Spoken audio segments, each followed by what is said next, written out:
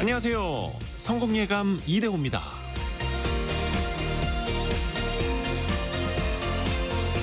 로마 최초의 황제 아우구스투스는 이런 말을 좌우명으로 삼았다고 합니다. 천천히 서둘러라. 형용 모순처럼 들리는데 이 말은 신속하게 행동하되 그 과정에서 신중함을 잃지 말라는 지혜로운 격언으로 해석됩니다. 어떤 결정을 내리기까지 신중하게 생각하고 결정을 내렸다면 지체 없이 이행하는 것. 속도감 있게 이행하면서도 방향과 균형을 잃지 않기 위해 노력하는 것. 2000년 전 사람들도 지금처럼 바쁘게 살았는지는 모르겠지만 천천히 서두르라는 지혜는 오늘날에도 천천히 서둘러서 곱씹어볼 말입니다.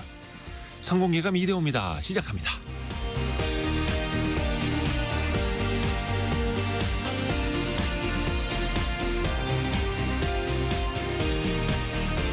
안녕하세요. 이대호입니다. 자, 벌써 금요일입니다. 한 주가 벌써 다 흘러가고 있네요. 원탁의 기자들과 함께 만나면서 또 토론도 해보시고 경제 상식도 키워가셔야죠. 미국과 중국의 관세 전쟁이 참 끝이 보이질 않습니다. 하루 전에는 뉴욕 증시가 급등하다가 또 오늘은 급락 마감하고 롤러코스터도 참 이런 게 없는데요. 미국은 중국산 수입품의 관세 124%가 아니다. 145%다. 자고 일어나면 또 올리고 있고요. 중국도 맞불을 놓고 있고요. 수위가 계속해서 높아지고 있습니다. 미중 간의 치킨 게임 출구는 없는지 같이 한번 논의해 보시죠. 그리고 세계 국채지수 WGBI라는 게 있는데요. 우리나라가 여기 편입되는 시점이 5개월 더 미뤄져서 내년 4월로 조정이 됐습니다. 좀 이례적인 일인데요. 이게 어떤 의미가 있는지 또 어떤 영향이 있을지 또 추가 경정 예산도 편성한다고 하는데 어떻게 자본을 또 조달할 수 있을지 같이 한번 짚어보시죠. 오늘의 경제상식 퀴즈 나갑니다. 경제상식 퀴즈는 4글자네요. 부족하다, 손실이 났다, 적자다 이런 얘기할 때 흔히들 많이 쓰는 표현이죠. 덧셈, 뺄셈 할 때 빼기를 의미하는 기호기도 하고요. 좋지 않은 또 걱정스러운 소식을 전하는 경제 기사에도 많이 등장하는 문구이기도 합니다. 예를 들면 통계청이 지난달 고용 동향을 발표했는데 취업자 수가 3개월 연속 증가했지만 제조업은 9개월 연속, 또 건설업은 11개월 연속 이것을 기록하는 상태였습니다. 또 미국발 관세 전쟁 상황까지 고려하면 앞으로의 상황이 플러스로 전환되기는 또 어려워 보인다라고들 하죠. 0보다도 작은 숫자를 나타내는 부호, 플러스의 반대말, 이걸 4글자로 맞춰주시면 됩니다. 이것과 관련된 여러분의 또 사연도 같이 보내주시면 좋겠고요. 조금 더 플러스 삶이 되기를 바라면서 같이 한번 또 기원을 해보시죠. 추첨을 통해서 매일 20분께 커피 쿠폰을 나눠드리고 있죠. 평소보다 더 많이 나갑니다. 또 다양한 선물도 나가고 있고요.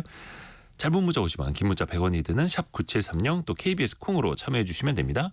유튜브를 통해서도 원탁의 기자들 만나보시죠. 성공예감 이대호입니다. 자주 검색하시면 성공이 가까워집니다.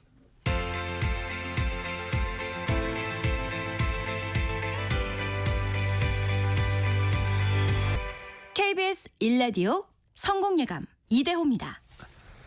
김애라님이 제 주식도 팔행이 이거예요. 이렇게 아이고야. 5902님은 청취율 1위 가자. 거의 20년째 이 시간에 경제방송 듣고 계시다고요. 근데 특히 이대호 진행자님이 하신 이후로 경제 공부를 더 많이 하고 있습니다. 이렇게 또 보내주셨네요. 5902님 고맙습니다. 고맙습니다. 우리 또 원탁의 기자들 통해서도 같이 한번 배워보시죠. 알고란의 고란 기자, 동아일보 백상경 기자, 연합인포맥스 정지서 기자 함께합니다. 안녕하세요. 네, 안녕하세요. 요즘에 눈 뜨면 제일 먼저 보는 게 뉴욕 증시 아닙니까? 하루는 튀어 올랐다가 하루는 훅 떨어졌다가 롤러코스터 바이킹을 이렇게 타도 몸이 상할 거예요. 어제도 시원하게 빠졌던데요. 아이고, 어젯밤에도. 많이 빠졌죠. 또 밤 사이에. 보니까 다우존스 2.5% 빠졌고 S&P 500 지수 한 4% 가까이 빠졌고요. 나스닥이 4% 넘게 빠졌거든요. 근데 보니까 이제 백악관에서 딱 이제 어제 간밤에 중국에 대한 관세가 최소 145%다라고 이제 명확하게 이제 마침표를 찍었고요. 마약 성분 펜타닐 관련했던 기존 부과된 관세 20%에 이제 이날부터 발효됐던 상호 관세 125%가 더한 값이 이제 그렇게 하면 이제 어. 145% 이상이 될 거다라고 백악관이 메시지를 보였고 게다가 이제 지금 5월 2일부터 중국이랑 홍콩에서 오는 $800 이하의 소액 소포에 대해서도 120%의 관세를 부과하겠다고 했어요. 그러니까 이 얘기는 미국 소비자들이 직접 체감할 수 있도록 소액 교역마저 이제 상호 관세를 얘기하겠다는 거니까. 이게 예를 들면 이제 테무 같은 거 주문하면 그렇죠. 작은 소포로 오는데 네. 거기에도 관세 세게 물리겠다. 네, 그렇게 해버리니까 이제 시장이 다시 또 급락을 하더라고. 나스닥 12% 그 전전날에 올랐었잖아요. 네. 그건 뭐 무색하게 바로 또 떨어지더라고요. 일단 나스닥이 또 4% 이상 급락을 했고 네, 하루 전 12% 폭등, 맞습니다. 폭락 뭐 이거 반복하고 있는데 일단 코스피는 1.47% 떨어진 2,409. 그래서 2,400선은 지키고 있고요. 코스닥은 0.2% 약보합 정도로 거의 영향이 없습니다. 우리 증시 상당히 잘 버티네요. 그러니까 지금 일본 니케이 지수가 5% 이상 급락하거든요. 그러니까 니케이는 우리나라 시장보다 훨씬 더 변동폭이 최근에 크죠. 막 네. 9% 올랐다가 4% 5% 떨어졌다가. 잠깐 환율 한번 더 짚어드릴게요. 원달러 환율은 1,452원, 54원 왔다 갔다 하고 있고요. 환율 이야기는 또 뒷부분에 이야기를 해보죠. 근데 그 관세가 145%가 끝일까요?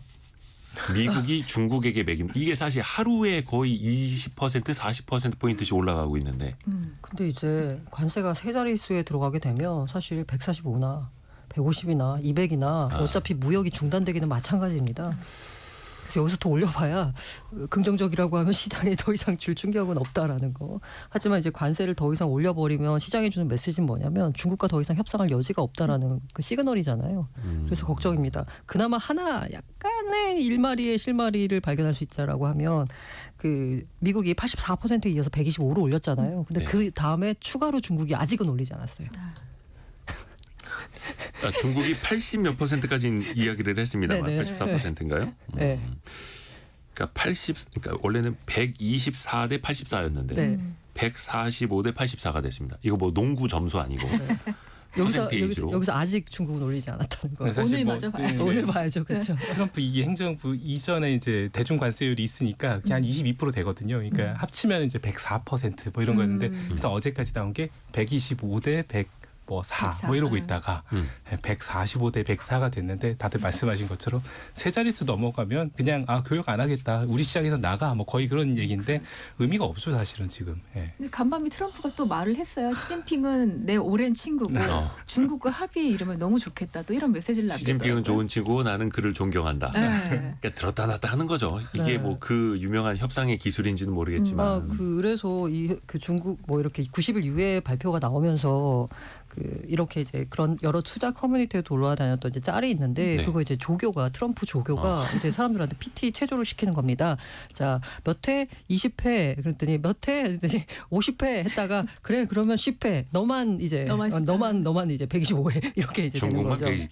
125회. 그러니까 마치 지금 현재 만약에 처음부터 10% 상호 보편 관세만 부과했다라고 하면 10%에 대해서도 야, 이것도 뭐 좀 있지 않느냐 뭐 여러 가지 불만들이 나왔을 텐데요. 이제 10%만 하겠다고 하니까 야 그러면 우리가 원래 받기로 했던 거 25에서 낮아진 거네? 혹은 뭐 베트남 같은 경우는 46에서 낮아진 거네? 이러면서 일종의 약간 감사하는 마음이 생기고 있어요.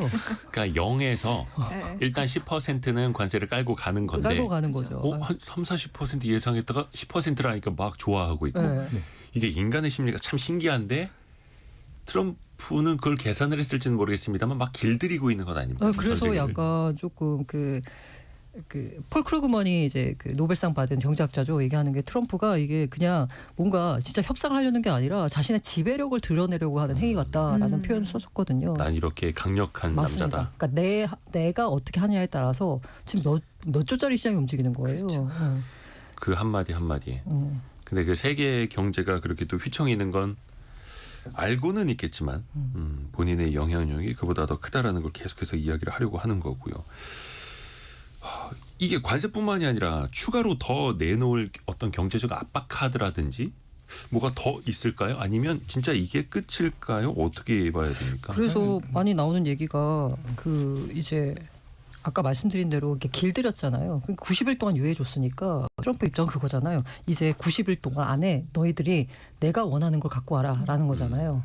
과연 각국이 이제 뭘 들고 갈지 당장 우리나라가 걱정이죠. 뭘 들고 가야지 트럼프가 만족을 할지. 백상경 기자의 생각은 어때요? 네, 뭐 사실 이제 미국하고 다른 나라들이 이렇게 줄을 서서 이제 협상을 해야 되는 거는 상수가 됐고 지금 이미 하고 있죠. 그리고 말씀하신 것처럼 보편 관세 10%가 이제 너무 당연한 걸로 분명히 이 트럼프 정부 이기행 정부가 출범을 하면서 많은 나라들이 이제 페널티를 받게 된 건데 그건 이제 이미 깔고 들어가는 게 돼서 다들 이제 거기에 맞춰가지고 경영 전략도 짜고 국가적인 어떤 협상 테이블에도 올라가고 이런 상황이죠.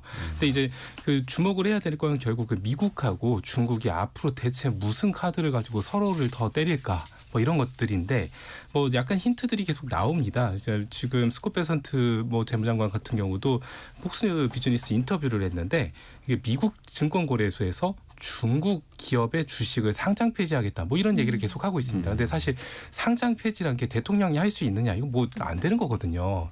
뭐 한 3년 동안 뭐 지켜봤는데 네. 뭐 재무 회계적으로 지금 문제가 심각하다 뭐 이러면은 상폐가 되는 것들이겠지만은 사실 뭐 대통령이 너 중국 기업이야? 중국 기업은 뭐 상장 폐지하겠어 이런 것들은 안 되는데 이런 지금 메시지를 계속 세게 내고 있는 상황이고 또 얘기하는 것들이 사실 뭐 좀 극단적인 얘기이기도 하는데요. 뭐 사실 예전에 보면 러시아에 대해서 제재를 할 때 스위프트에서 뭐 제외해버리고 뭐 이런 것들이 있었잖아요. 사실 근데 지금 거기까지 뭐 얘기가 나오진 않지만은 뭐 극단적으로 간다라고 했을 때는 뭐 못할 것도 없다라는 얘기들이 있죠. 그리고 사실 미국에서는 그런 정도의 카드를 좀 얘기를 할 수 있을 것 같고 결국 이제 뭐 이런 금융 제재까지도 뭐 시도할 수 있는 카드다. 근데 중국은 그러면 뭘 할 것인가를 봤을 때 결국 중국에서는 지금 뭐 여러 가지 힌트를 또 내놓고 있습니다. 뭐 지금 미국 기업들이 이미 무더기로 제재를 하고 있고 관세 전쟁 시작한 이후에 지금 뭐 방산업체를 중심으로 해서 지금 또 뭐 미국 기업들 계속 제재를 하겠다 이런 얘기들을 꺼내고 있죠. 그러면서 또 맨날 꺼내던 그 일기 행정부 때도 꺼냈던 히토류 얘기 또 꺼냈습니다. 그러니까 희귀 광물을 사실상 독점을 하고 있기 때문에 그 전에는 이제 나가는 것들에 대해서 뭐 이렇게 그 종류별로 제한을 한다 뭐 이랬다면 이번에는 지금 그 히토류 자체에 대한 수출을 우리가 허가를 받고 해주겠다. 그러니까 허가를 내주는 데만 하겠다. 뭐 이런 식으로 지금 나서고 있거든요. 이렇게 되면은 지금 세계적으로 이제 첨단 산업의 히토리가 굉장히 중요한 광물인데 이거 굉장히 큰 지렛대로 삼을 수 있는 상황이 되는 거고요. 또 뭐 맞대응 6대 조치 뭐 이렇게 해가지고 보면 재미있는 게 그런 겁니다. 그 영화. 이제 헐리우드 영화, 헐리우드 영화 시장이 지금 중국 시장이 굉장히 포션이 크거든요. 네. 그래서 그러다 보니까 중국의 투자도 많이 이루어지고 우리가 뭐 우리 국내 이제 영화 관람객분들도 많이 아시겠지만은 이 영화를 보다 보면 중국적 요소가 들어가는 뭐 이런 부분들이 상당히 있었거든요. 이게 다 중국 시장을 포석으로 노리고 헐리우드에서 이렇게 전략적으로 했던 건데 이것도 지금 우리 중국 헐리우드 영화 수입 안 하겠다. 뭐 이런 식의 얘기들을 좀 슬쩍슬쩍 꺼내고 있는 거거든요. 그래서 사실 이런 것들이 계속 나오면서 더 때릴 카드들이 있다. 그래서 이걸 실제로 꺼낼지 아니면 계속 이 상황에서 지금 꺼낼 수도 있어 이러면서 서로 압박만 주고받을지 뭐 좀 봐야 되겠죠. 현재까지 나온 건 이제 숫자 중심의 관세인데 숫자가 아닌 어떤 실질적인 물리력 행사까지 비관세 장벽을 더 높일 수도 있는 거고요. 2018년에도 사실 미중 간에 그러지 않습니까? 막 기업인들 체포하고 서로 맞아요. 거의 뭐 인질 삼듯이 그런 일이 또 일어날 수도 있는 건데 이게 협상의 여지는 뭐 말로는 미국이나 중국이나 열어놓고는 있어요. 네. 근데 실질적으로 이제 만나느냐, 테이블이 마련이 되느냐가 중요한데 약간 이제 뭐 지금 상황에서 이 상황을 희망적으로 해석하는 게 오히려 더 위험할 수 있지만 어쨌든 약간 이제 여지를 볼 수 있자면요. 트럼프가 관세 유예 없다라고 계속 얘기를 했었어요. 근데 갑자기 전격적으로 이제 관세 유예 90일 유예를 발표했잖아요. 중국 외에 다른 나라. 네, 그렇죠. 중국은 빼고. 근데 그 과정을 보자면 어떤 일이 있었냐면 사실 그 미국 트럼프 행정부가 출범했을 때 계속 재무부 장관이 얘기했던 게 우리는 그 연준의 금리 중요하게 생각하지 않는다. 우리가 중요하게 보는 건 10년물 국채 금리다라고 했거든요. 이 10년물 국채 금리가 미국 재정 적자 할 때 그 기준이 되거든요. 10년물짜리 국채에 이자를 얼마 주느냐가 이제 그 재정 부담을 이제 상징을 하는데 상징적으로 지난해 국방비 예산을 초과해 버렸어요. 이자로 나가야 되는 돈이. 그런데 이제 채권 쪽에서 나온 얘기가 뭐냐면 1월에서 5월 사이에 10년물 국채 금리 만기 장기 롤오버가 굉장히 집중돼 있다라고 합니다. 여기서 만약에 미국 국채 금리를 1%포인트 낮추면 미국 이자가 한 16에서 한 17 정도 퍼센트 정도 줄어드는 효과가 있다라고 해요. 그래서 그 국채 금리를 낮추기 위해서 계속 여러 가지 노력해 왔고 트럼프가 의도적으로 경기 침체를 만드는 거 아니냐라는 부분에 있어서 이 의도적이라는 부분에 있어서 트럼프가 왜 그러면 경기 침체를 만드냐. 원래 경기가 좋아야지 자기 이제 치적도 올라가는 건데라고 했을 때 국채 금리 낮추려고 그러는 거다. 왜냐하면 그래야지 이자 부담이 적으니까. 그런데 그날 그 상호관세 발표하고 시행이 되면서 갑자기 그 4.2까지 떨어졌던 국채 금리가 4.4로 튀어올랐고요. 직전엔 4.5까지 갔습니다. 그렇죠. 그러니까 이제 트럼프가 갑자기 돌아서서 이제 유예 발표 딱 하면서 발표할 때도 한 얘기가 뭐냐면 채권 시장 눈여겨보고 있다. 그 전에 주식시장 폭락할 때는 주식시장 그거 뭐 나는 신경 안 쓴다. 라는 얘기를 했었는데요. 채권 시장에 대해서는 지켜보고 있다라고 했거든요. 근데 이 채권이 왜 떨어졌냐를 보자면 중국 쪽에서 투매가 나왔을 수도 있다라는 얘기가 있거든요. 근데 뭐 사실 그 전문가들 얘기를 들어보면 중국 쪽에서 매도 물량이 나온 건 아닌 것 같다라고 하는데 중국이 들고 있는 국채 물론 지금은 일본에 이어 이제 2등이긴 하지만 어쨌든 어마어마한 물량이거든요. 이거 만약에 던지면 미국 경제 자체가 휘청여요. 그렇죠. 이게 사실 우리 청취자분들한테 조금 이제 어렵게 들릴 수도 있을 텐데 어찌됐든 간에 우리가 은행에서 대출받은 금리가 4.5%인 거랑 3.9%인 거랑 하늘과 땅 차이 아닙니까? 그럼요. 네, 미국 입장에서 또 만기가 돌아오는 국채 차환 발행 갚는 거로 해서 연장해서 또 발행을 해야 되는데 얼마 전까지만 하더라도 미국 경기 이제 침체된다 이러면서 막 한 3.9까지도 내려갔다가 지금은 다시 한 4.47 거의 한 4.5까지 다시 또 튀어올랐고 물론 이게 트럼프 말 한마디로 춤추기는 합니다만 트럼프의 의지대로 그렇게 또 흘러갈지 이자를 덜 내기 위해서 금리를 낮출 수 있을지는 모르는 거죠. 또. 근데 그 이자를 결정하는 그 국채를 상당 부분을 중국이 들다 있다는 게 어떻게 보자면 중국이 뭔가 인질로 잡고 있다라는 것도 될 수 있죠. 그래서 지금 또 해석들이 나오는 게 중국이 미국채를 팔고 있다. 그죠. 근데 이게 또 판다 안 판다에 대해서 또 말이 많긴 한데 아무튼 그 틈을 네. 타서 일본이 슬쩍 자기도 팔고 있다 팔고 이런 있다. 얘기를 들었고 네. 미국채를. 네. 왜냐하면 또 미국채 들고 있는 사람 입장에서 지금 이제 마이너스가 되는 거죠. 네. 우리나라에서도 미국채 투자하시는 분들, 최상목 부총리도 투자할 정도로 이 미국채는 자산 배분의 하나의 축이 되어 있는 건데 안전 자산으로서 큰 그럼요, 가치가 그래. 있었었죠. 네. 아마 요 며칠 사이에 또 네. 미국채 투자했다가 손해 보시는 분들도 또 계실 것 같고요. 다른 나라들 이야기를 해볼까? 일단 다른 나라들이 어떻게 보면은 이제 시간을 번 거잖아요. 네. 90일 정도. 우리도 그렇고 뭐 베트남도 그렇고 인도도 그렇고 다른 나라도 다 마찬가지인데 중국을 중심으로 일각에서는 중국이 같은 편을 좀 같이 만들기 위해서 공동 대응하자라고 나갈 수도 있겠다라는 해석들이 조금은 나오던데 그럴 가능성이 있을까요? 그래서 이제 90일 유예를 발표를 할 때 고즘에 국채 금리가 갑자기 너무 치솟은 거 그거 하나. 네. 두 번째로 중국이 대표적으로 이제 EU와 손잡고 우리 좀 같이 잘해보자라는 식의 메시지를 보내면서 양국이 좀 만난다라는 뭐 얘기가 나오고 있으니까 이제 트럼프가 중국을 고립시키기 위해서 중국 빼고 나머지만이라고 이제 발표했다는 얘기가 있거든요. 실제로 그렇게 발표를 하고 난 이후에 보자면 약간의 중국과의 뭔가 동맹을 맺으려는 움직임들이 주춤하고 이제 각자 도생의 길로 다시 옮아갔어요. 우리가 어떻게 하면 미국의 좀 이른바 이제 마음에 들어서 우리는 좀 관세에 대해서 조금 그나마 혜택을 볼 수 있는 방법이 없을까를 고민하는 쪽으로 다시 넘어갔거든요. 그러다 보니까 중국이 뭔가 다른 국가와의 동맹을 맺는 거를 추진하는 걸 트럼프는 굉장히 경계하고 있다라고 봐야 되겠죠. 약간 그런 겁니까? 다 똑같이 막 20에서 40%대 관세 물리면 야, 안 되겠다. 우리끼리 뭉쳐보자. 그거 안 미국과 되는 같이 거죠. 대항해보자 안 하는데 되죠. 사실 저 친구들이 뭉치려고 하네. 그냥 너넨 내지 마. 그렇죠. 너넨 10%만 내. 어떻게 보면 또 이간질일 수도 있겠고. 네.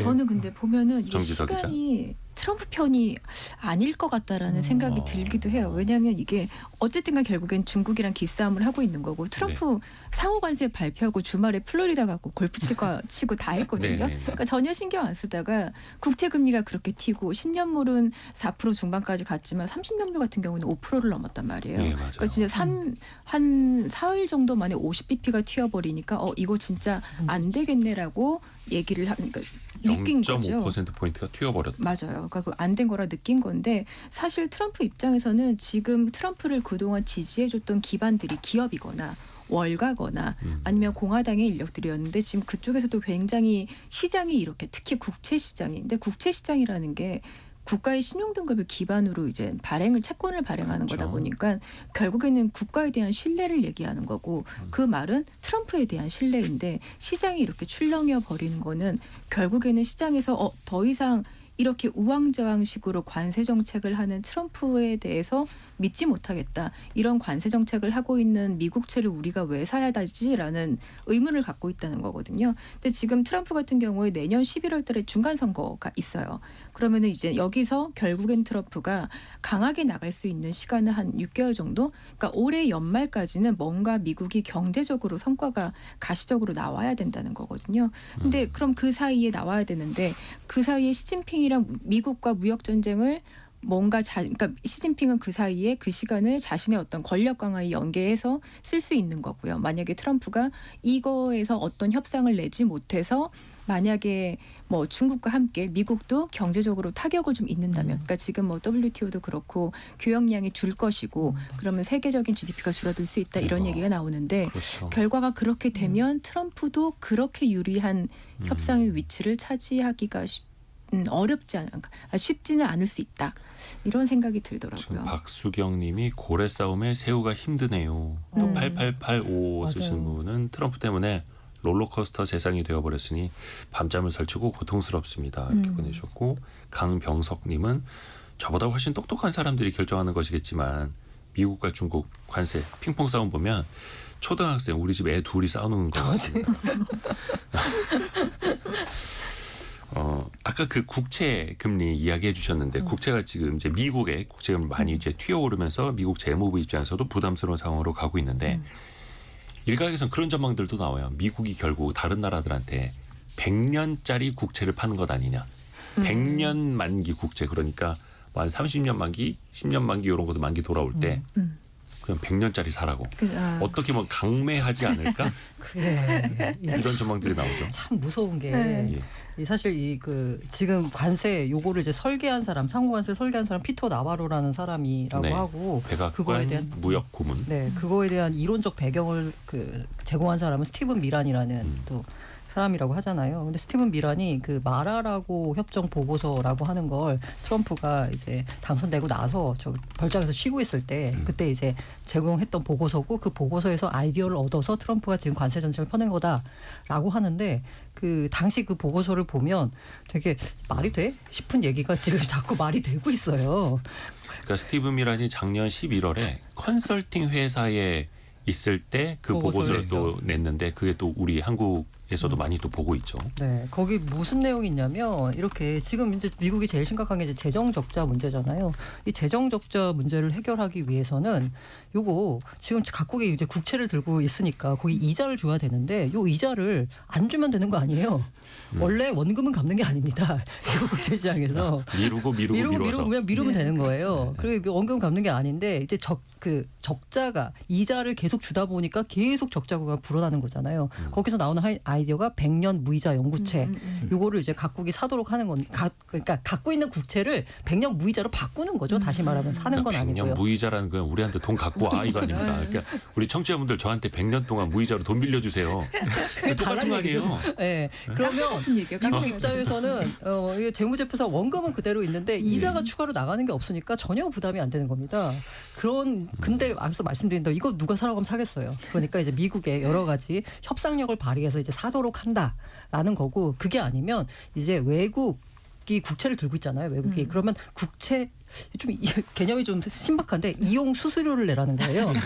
그러니까 국채만 돈을 빌린 거니까 이자를 줘야 되는 그게 아니라 너희들이 우리 국채를 써가지고 이른바 외환 보유고를 쟁이고 있고 여러 가지 뭐 방어하고 있는 거 아니냐 신흥국들은 그러면 너희들 수수료 내야지. 그래서 뭐 30% 수수료를 물린다라는 얘기가 또 약간 트위터상에 막 돌고 이러면서 이걸 통해서 이제 재정 적자를 해결하려고 한다라는 그 보고서가 나왔는데 그야말로 관세를 지렛대 삼아 재정 적자 문제를 해결한다. 뭔가 지금 상상력이 필요한 분야까지 가고 있는데 나중에 우리나라 힘 세지면 원화 너네 거래할 때도 원화 사용료 내 뭐 이럴 수도 있을 것 같아요. 약간 그런 느낌으로.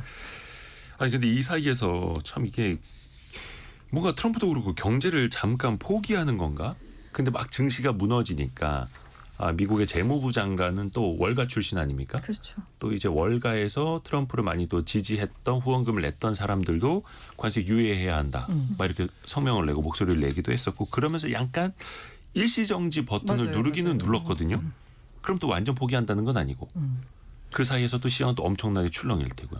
백상경 기자는 어떻게 보세요? 이게 실제로 보면 이제 협상의 기술적인 측면에서는 아까 막 말씀드린 것처럼 막 그 말도 안 되는 10% 이미 관세가 막 보편화돼 버리고 이런 상황을 보면은 협상이라는 거 관점에서는 뭐 소기의 목적을 달성했다. 그래서 뭐 트럼프 대통령 생각엔 그런 게 있는 것 같아요. 이게 다 던딜이 되면 가장 이상적인 형태로 이 딜이 끝나면 모두가 나를 인정하고 지지할 거다. 뭐 다 끝내놓으면 되는 거 아니냐. 그 과정에서 약간 뭐 피도 볼 수 있고 뭐 잠깐 뭐 어려움도 있을 수 있지만 뭐 그 최종적인 목표가 달성이 되면 뭐 끝나는 거다라고 생각을 하는 것 같은데 사실은 이제 그 사이에 누가 어디서 얼마나 피해를 볼지에 대해서는 그렇게 그 심각하게 고민을 했는가에 대해서 조금 의문이 있는 것 같긴 해요. 그러다 보니까 국채 시장이 이렇게 막 한번 팡 튀니까는 이제 기업들에서 당연히 난리가 나죠. 국채 금리 올라가면은 당연히 기업들 조달 금리 올라가고 뭐 그렇죠. 굉장히 뭐 비용이 막 늘어나고 이거 일반 소비자들한테도 굉장히 큰 부담이 되고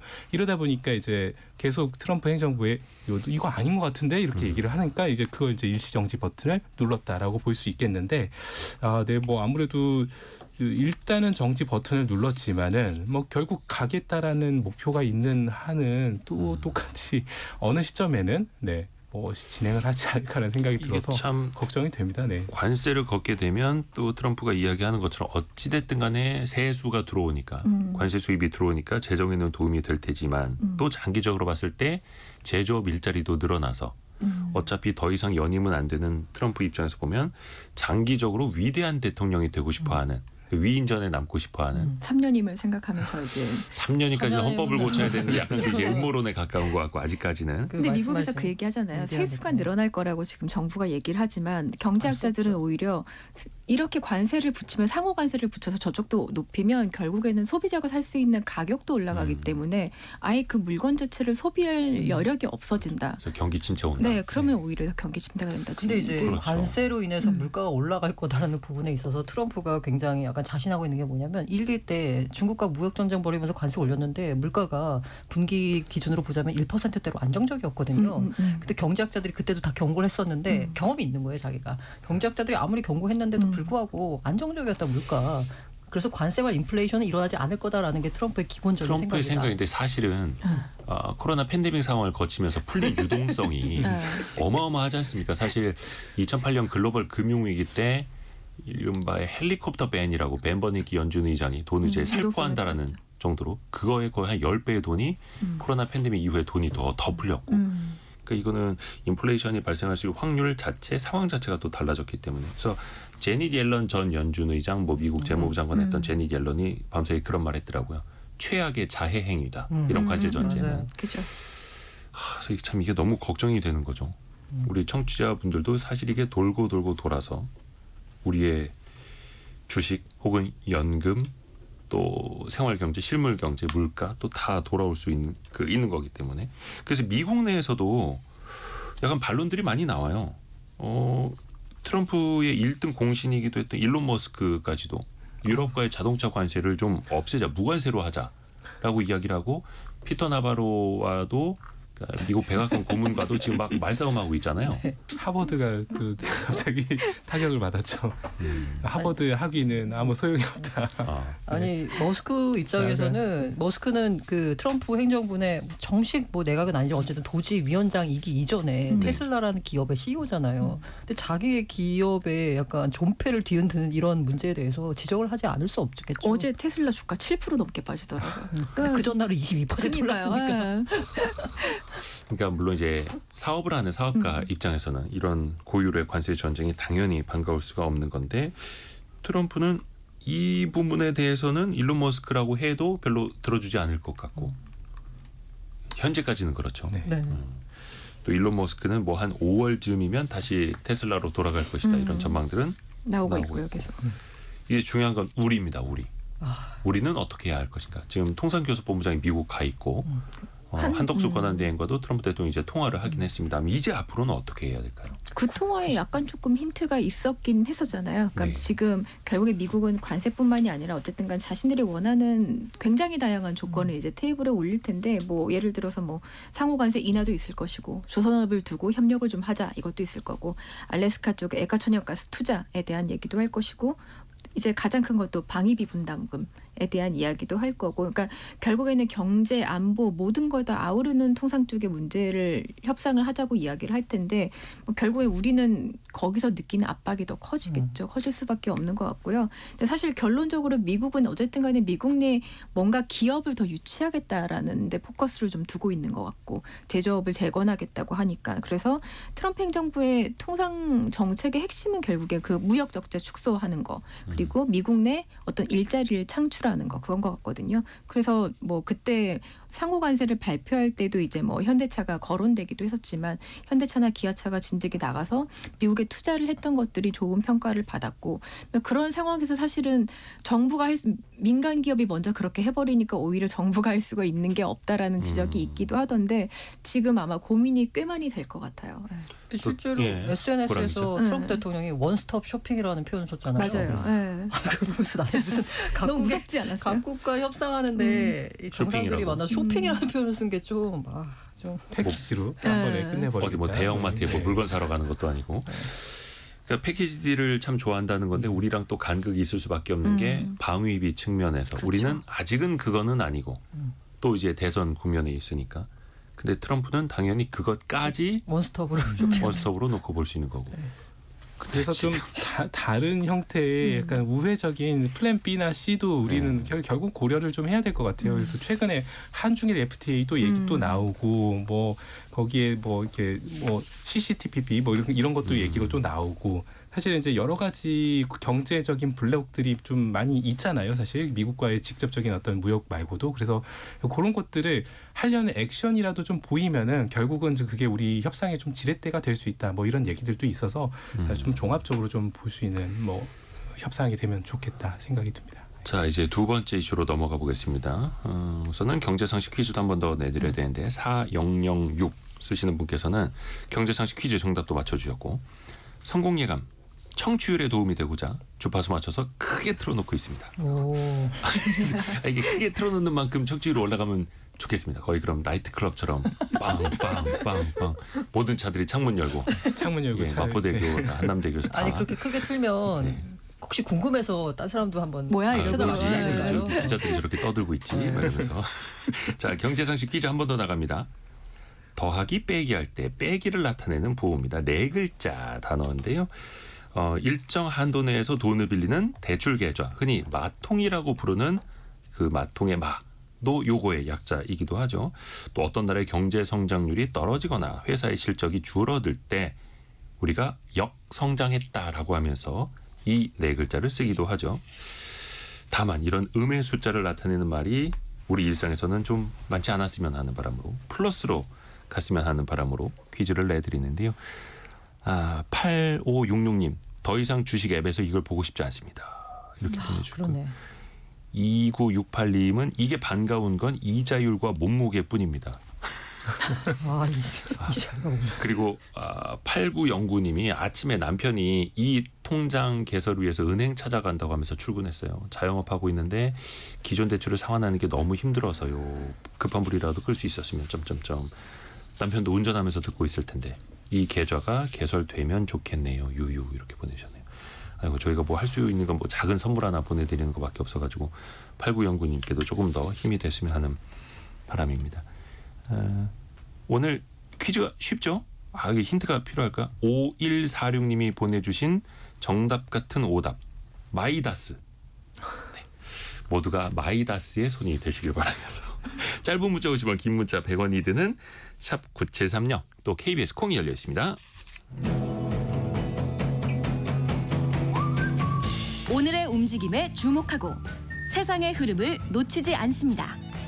여러분의 내일을 응원하며 성공의 열쇠를 함께 찾아갑니다. 성공예감 이대호입니다. 4135님이 정답 맞춰줬고 마치 마이다스의 손처럼 PD님이 대단하세요. 성공 예감은 어느 진행자가 진행을 해도 명품 프로입니다. 이렇게 보내죠. 우리 이혁휘 PD님 그리고 박선영 PD님이 잘 만들어주고 계십니다. 오늘 박선영 PD님이 마지막 진행이시잖아요. 다른 프로그램으로 이제 열린 토론 네, 그쪽으로 가시거든요. 근데 오늘 작가님들은 다 선물을 준비했는데 저는 선물을 못 해가지고 민망하긴 한데 아무튼 그동안 감사했다라는 걸로 인사로 대신하겠습니다. 아까 우리가 미국채도 그렇고 우리나라 국채도 그렇고 채권 이야기를 좀 많이 했잖아요.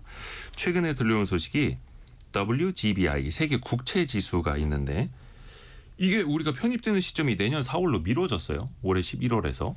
이건 왜 그런 겁니까? 어떤 뭐 좀 문제가 있는 겁니까? 그 위비라는 것 자체가 일단은 26개국 국채를 포괄하는 세계 최대 규모의 어떤 채권 지수라고 보면 되는데요. 이 지수 따라다니는 추정 금액이 우리나라 돈으로 한 3,400억 3,500억 정도 왔다 갔다 합니다. 근데 이게 원래는 올해 1월부터, 그러니까 올해 11월부터 한국 국채를 이 지수에 편입하겠다. 그래서 내년 11월까지 1년 동안 이제 그 작업을 완료하겠다 이거였는데요. 근데 이게 지금 기재부의 설명으로는 사실 이 지수에 투자하는 가장 많은 비중을 차지하는 꽤 높은 국가 중에 한 곳이 일본인데 일본에서 이거 시스템을 마련하는데 좀 더 준비를 할 수 있는 시간이 필요하다 이렇게 얘기를 했대요.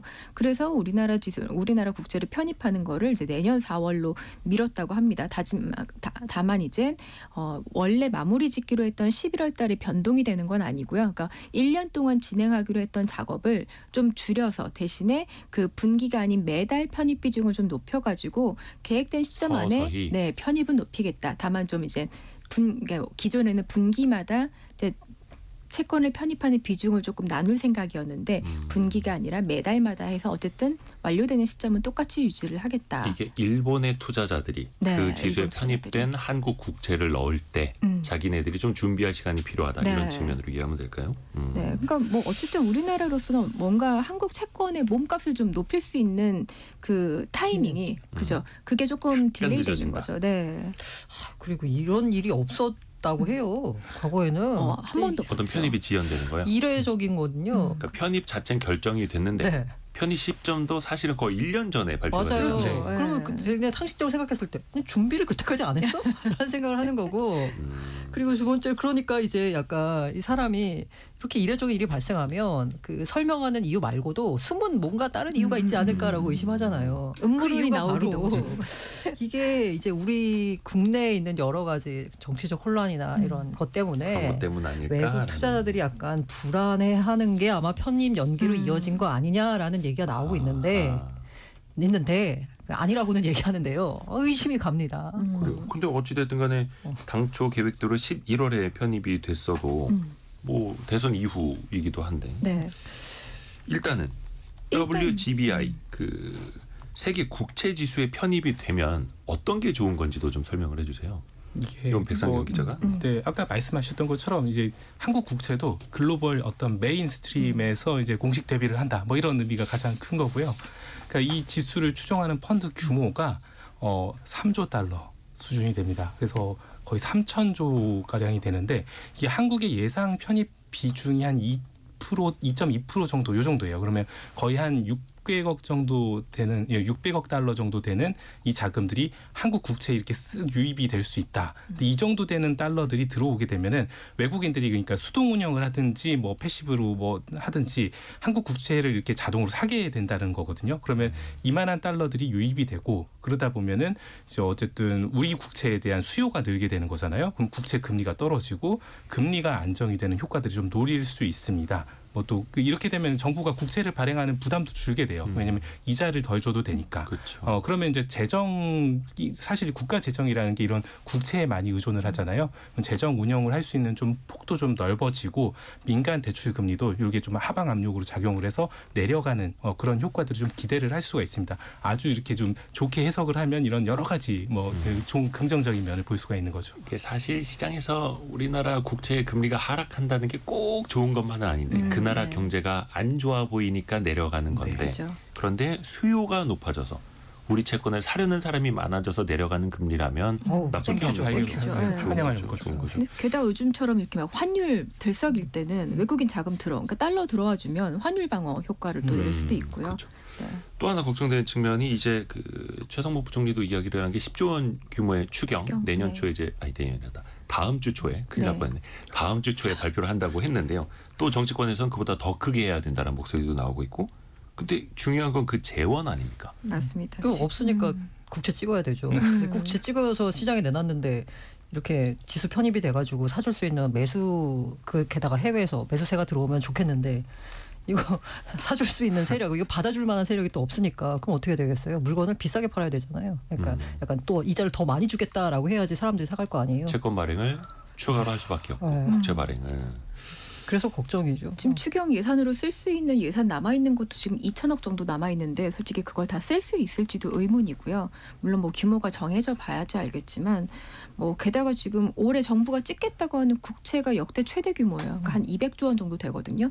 근데 이미 그렇게 되어 있는 데다가 지금 추경까지 더 하겠다고 있는 상태인데 그 추경조차 이제 적자 국채로 찍어야 되니까 사실 아닌 척 하고 있지만 정부가 가장 걱정을 하고 있겠죠. 그렇죠. 지금 이 상황을 어떻게 타개해야 되나. 야, 그래도 지수 편입되니까 해외에서 좀 국채 매수세가 사주겠지. 들어와 주는데 예. 했더니 계획이 틀어진 조금 거죠. 미뤄지고 네. 있고. 그래서 그 이후에 또 그 WGBI 세계 국채 지수 또 편입 시기 또 어떻게 되는지도 같이 또 한번 이어서 살펴보겠습니다. 오늘은 연합인포맥스 정지석 기자, 동아일보 백상경 기자, 알고란의 고란 기자 함께했습니다. 고맙습니다. 네, 고맙습니다. 감사합니다.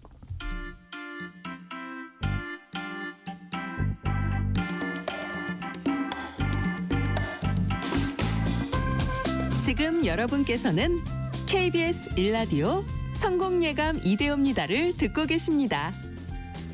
프로그램에 참여하신 청취자 여러분께는 추첨을 통해 Y스트릿에서 밝은 눈과 두뇌 건강, 활력까지 한 번에 와이즈 부스터를, 아름다운 식탁 창조 주비푸드에서 뿌리 담은 리얼 생 와사비를, 쉽고 빠른 판촉물 제작 시너지 기프트에서 무드 등 미니 가습기를, 그리고 성공예감에서 준비한 커피 쿠폰을 보내드립니다.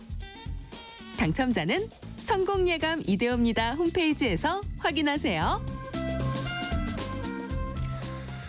4874님은 부산에서 진해 신항까지 화물 운송 중에 답이 떠올라서 갓길에 주차 후 전합니다. 이렇게 하면서 또 문자 함께 해주셨네요. 화물 운행 하시는 분들도 안전 운행 하시길 바라겠습니다. 특히 그 경상도 지역 그 산불 피해가 컸지 않았습니까? 물론 이제 보내주신 분들은 뭐 부산 이런 지역도 말씀해 주셨습니다만 경북 지역에 너무 피해가 컸었고 서울 면적의 80% 규모가 잿더미로 변한 셈이라고 합니다. 또 아직도 잔불이 남아있는 지역이 있다고 하고 또 거기에서 터전을 잃어버리신 분들 마음도 너무 아프실 텐데 체험과 저널리즘을 합친 체얼리즘을 실천하는 머니투데이 남영도 기자가 산불 피해 현장에 다녀왔다고 하거든요. 남영도 기자님. 네, 안녕하세요. 안녕하세요. 어느 쪽으로 다녀오신 거예요? 피해가 굉장히 컸던 그 경북 영덕 쪽에 다녀왔습니다. 네. 어떤 상황이든가요? 차를 타고 가봤는데 이게 피해 지역이 어딘지에서 찾을 필요가 없을 정도로 산을 봐도 이게 온통 까맣고 차 타고 오는 내내 이게 불에 파괴된 건물 집이 수두룩하더라고요. 그리고 그을음 같은 내음이 여기저기서 이 전에 날라와서 코끝을 자극하기도 했습니다. 이 사마 1리 마을에 가봤는데 거기서는 아직도 타는 냄새가 진동했고 마을 여기저기서는 또 연기가 아직도 좀 피어오르고 있었어요. 그래서 매캐하고 독한데 어르신들은 심지어 마스크도 안 쓰고 계셨고요. 동네가 살펴보기 힘들 정도로 처참했는데 한 할머니께서는 시집 와서 30년 산 집인데 다 타버렸다 이렇게 이야기하셨고 뭐 폭삭 내려앉고 엿가락처럼 휘고 까맣게 그을리고 이게 동네를 이렇게 돌아다니다 보니까 깨진 창문 안으로 뭐 팔순잔치 축하하는 가족 사진이 보이기도 하고 진짜 정말 수십 채가 그 동네만 녹아내린 상황이었고요. 영덕에서만 자그마치 1,300가구가 넘는 집이 다 타버렸습니다. 네. 근데 그분들이 그 임시거처로 마련된 이른바 대피소 같은 곳에 모여 계시는 건데 지금 그 임시거처에서 계속 생활하고 계시는 거잖아요? 네, 이게 대피소로 마련된 곳들이 국민체육센터라든지 이런 곳들이 좀 있었고, 그 마을회관, 동네마다 이제 마을회관에 있는데, 마을회관에 대피해서 할머님들 말씀을 좀 들어봤는데, 몸만 나왔다, 이렇게 될 줄 몰랐다라고 하시는 분들이 좀 많더라고요. 그리고 특히 대피한 첫날에는 전기도 안 들어왔다고 합니다. 이게 국민체육센터에도 가봤었는데, 대피 텐트가 가득 이제 설치가 되어 있고, 대부분 좀 비좁고 찬바닥에 무기력하게 누워있는 모습이었고요. 네. 어머니랑 이제 아들이 같이 지내는 경우가 있었는데 그 안이 좁다 보니까 모친에게 텐트를 내어주고 돗자리를 피고 아이고. 밖에서 이제 자는 모습도 봤습니다. 점심을 먹던 할머니는 이제 입맛이 없다면서 밥 숟가락을 놓으셨는데 그 옆에서 이제 또 다른 피해를 입은 할머니께서 또 그래도 먹어야 산다. 먹어라 억지로라도 이렇게 음식을 권하는 모습이 좀 마음이 아팠습니다. 네. 그러니까 이분들이 모든 터전을 다 한꺼번에 지금 잃으신 건데 당장 또 생계가 걱정일 수밖에 없잖아요. 진짜 네, 영덕군의 지풍면 황산리에서 농사짓던 한 청년 젊은 농부 얘기를 좀 들었는데 네네. 7년 전에 부친이 갑작스럽게 돌아가시면서 아버지가 이제 30년간 농사지은 2만 평 크기의 과수원이었더라고요. 그래서 여기서 배와 사과 농사를 사계절 정말 쉬지 않고 일해서 일궈놓은 한여름엔 또 무리하다가 쓰러진 적도 있다고 하는데 그 모든 땀과 이 노력의 열매가 순식간에 다 불타서 없어진 거예요. 그래서 먹고 살던 수단이 불에 다 타버리니까 당장 생계가 정말 막막하다.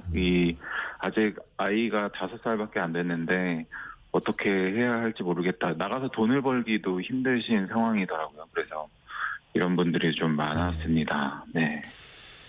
그러니까 누군가에게 부양을 받으실 수 있는 분들이라면 그나마 다행인데 논농사, 밭농사, 과수원 이렇게 농사 지으시는 분들은 너무 또 허망할 수밖에 없는 거고. 어떻게 주변에서 그쪽 좀 도와주시는 분들이 많이 계신가요?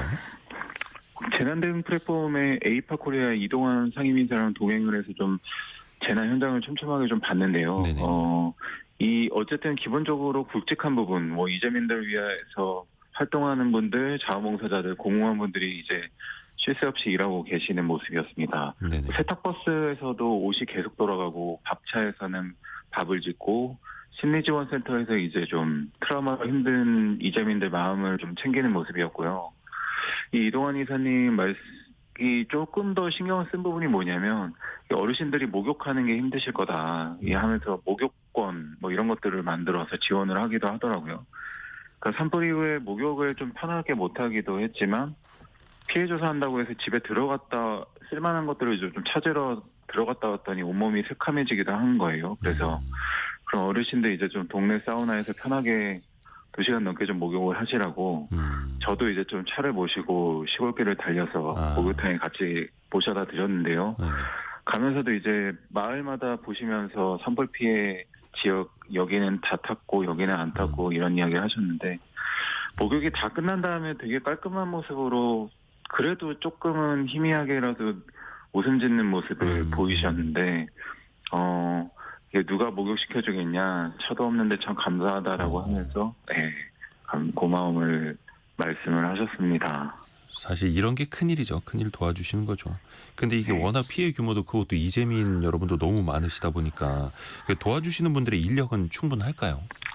그러니까 생각해보니까 물품이 산처럼 쌓여 있더라고요. 이게 물 많이 들어왔어요. 물품이라든지 기부라든지 이런 것도 좀 많이 들어왔고 주요기관들이 노동도 많이 하고 배분도 하고 있지만 생각해보니까 여기 들어온 물품을 피해를 입은 마을까지 갖다 주는 것도 사람이 해야 되는 일이잖아요. 그러니까 이 공무원 숫자라든지 이런 부분이 한정이 되어 있는데 이렇게 중간에 약간 사다리가 끊겨 있는 것 같다라는 상황이 좀 보이는 게 있었습니다. 근데 어르신들은 지금 먹고 잘 수 있는 것만으로도 좀 감사하다는 이야기를 많이 하시고 오히려 필요한 게 뭐다 이렇게 도와달라는 말을 잘 못 하시더라고요. 그래서 현장에 좀 가까이 가서 섬세하게 살피는 역할이 좀 더 많아져야겠구나라는 생각이 들었고요.